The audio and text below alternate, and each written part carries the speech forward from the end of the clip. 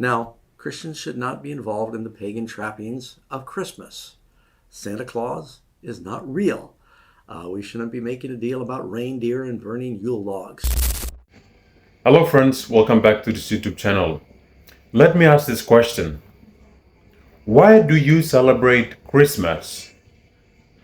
Why Christians right around the world, they look forward to December 25th every single year? What does the Bible say about Christians celebrating Christmas? Did Jesus encourage his disciples to observe his birthday?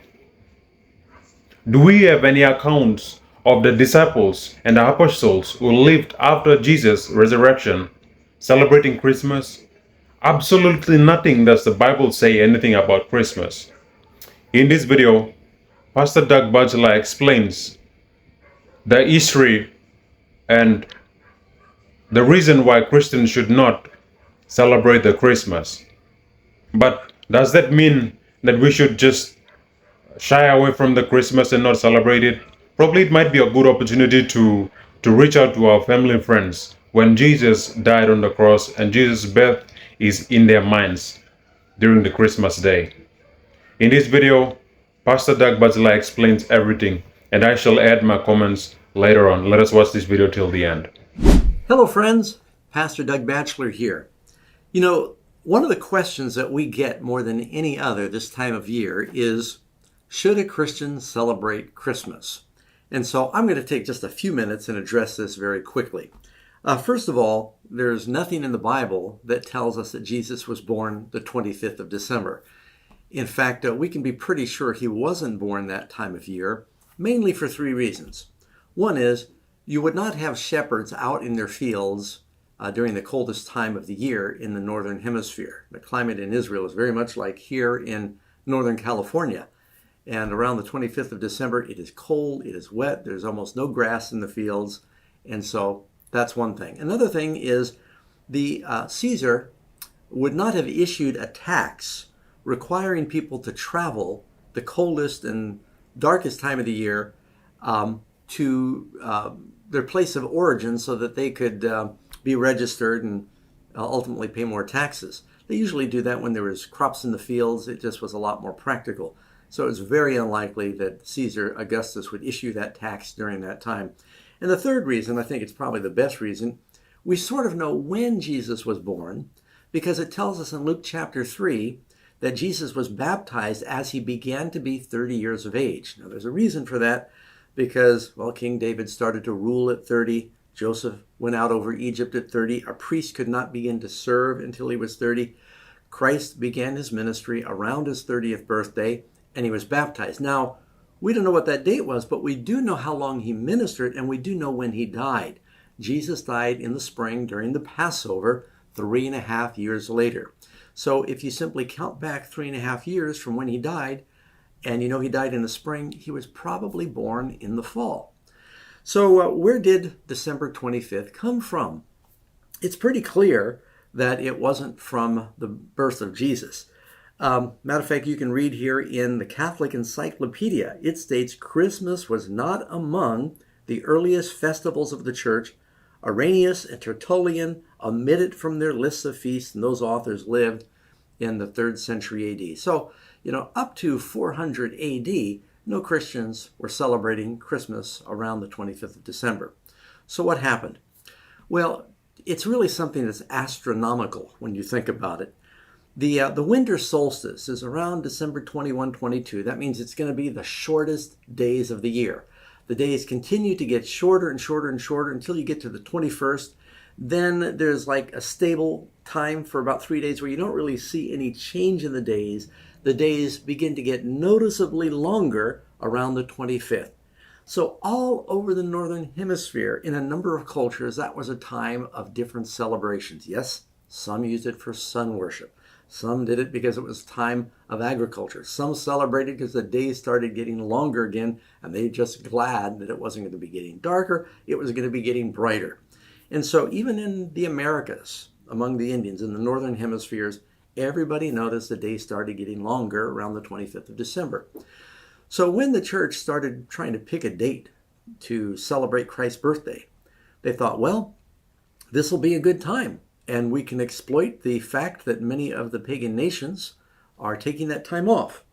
You can even look among some of the many festivals. For instance, the Romans had Saturnilla, and the Scandinavians had the Yule. The legends abound about some of the ancient deities that were born on the 25th of December. You got Krishna, Vishnu, Mithra, which is Mithras, Horus, Hercules, Bacchus, Tammuz, Indra, Buddha, just all over the Northern Hemisphere, as I said. So they picked this time because they thought it would be the best time when they could try to evangelize some of the pagans that were in the kingdom. Now, I don't think that's the best reason to pick a date. I do sort of understand it.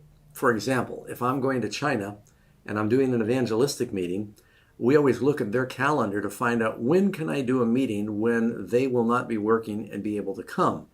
And suppose that all of the Chinese were taking off the week of Buddha's birthday because it's a holiday. That'd be a great time for me to do an evangelistic meeting because they're not preoccupied and they could come. So I could exploit that time to reach the pagans. And, Paul uses this principle in 1 Corinthians chapter 9.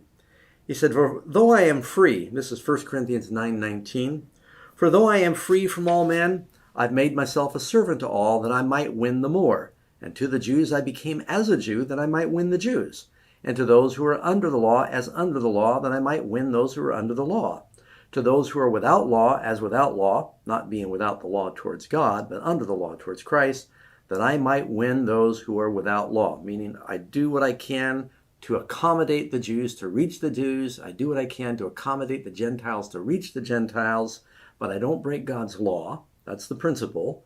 And he said, "To the weak I became as weak, that I might win the weak. I have become all things to all men, that I might by some means save some." And so there's a principle that as far as possible, Christians should try to take advantage of whatever local cultures might be to reach them, as long as it does not require sacrificing a biblical principle. Now, Christians should not be involved in the pagan trappings of Christmas. Santa Claus is not real. We shouldn't be making a deal about reindeer and burning Yule logs. Now, someone's going to ask about the Christmas tree. People often go to Jeremiah chapter 10, and they read this passage. It begins in verse 2. "For the customs of the people are futile. For one cuts a tree from the forest, the work of hands of the workmen with the axe. They decorate it with silver and gold. They fasten it with nails and hammers so that it will not topple." People say, there's a Christmas tree. "They are upright like a palm tree. They cannot speak. They must be carried because they cannot go by themselves. Do not be afraid of them. They cannot do evil, nor can they do good." Is Jeremiah saying that you should not cut a tree and decorate it? No, they were talking about the pagan practice where they would cut down a tree, take a block of the tree, carve it into a god, plate it with gold and silver. They had legs and mouths and eyes, but they couldn't see, they couldn't speak, they couldn't walk. You had to carry them. People don't carry around Christmas trees. So this really has nothing to do with a Christmas tree, though I've heard it used that way many times. And I've not seen too many people. I mean, if you have a bouquet of flowers in your house because you like the look and you like the fragrance, that's fine. But if I see people praying to their flowers, or if I saw a person praying to their tree, so having holiday ornamentation is not a sin of itself. Now, in our church here in Granite Bay, we typically don't put up a Christmas tree. There would not be anything morally wrong with that, but there's a principle in the Bible. Paul says that don't do anything that's going to make your brother stumble. And for example, he said, if eating meat sacrificed to an idol, even if it's a clean type of meat, is going to make your brother stumble, then don't do it. And of course, I'm a vegetarian, but it's a principle that you don't want to do anything. And so, yeah, we certainly don't need Christmas trees. And if some people think that it's connected with idolatry, then don't do it. So when it comes to should a Christian celebrate Christmas, obviously we should stay away from the things that are pagan. But if the world is talking about the birth of Christ, and if the birth of Christ and the incarnation is a biblical subject, if there is a good time for us to expand on that, to enhance that teaching, by all means, do it then.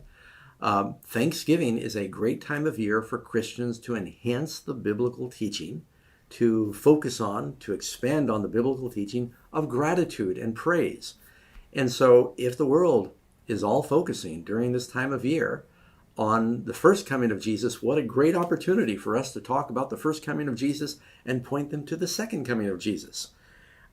It says, for instance, in Romans chapter 14, this is not obligatory.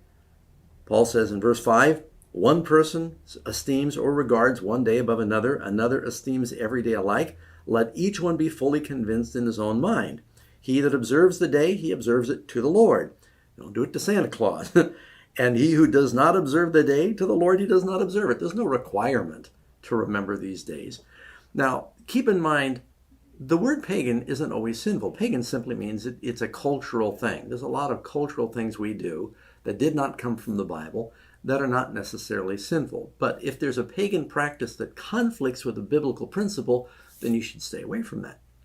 And so, anyway, well, with that background, friends, I hope it helps a little bit. You just pray, and anything that's not of faith, don't do it.